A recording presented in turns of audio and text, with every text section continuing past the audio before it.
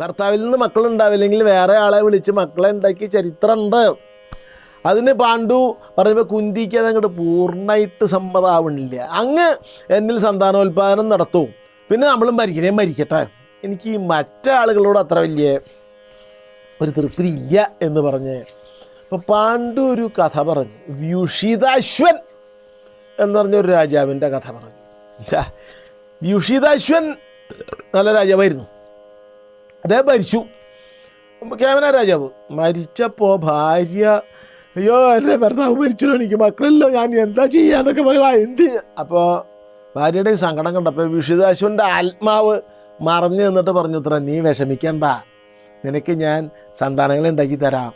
അതായത് വ്യുഷിതാശ്വൻ്റെ ആത്മാവ് വ്യുഷിതാശ്വൻ്റെ ഭാര്യയ്ക്ക് സന്താനത്തെ ഉണ്ടാക്കി കൊടുത്തു. അങ്ങനെ ഒരു കഥയുണ്ട്.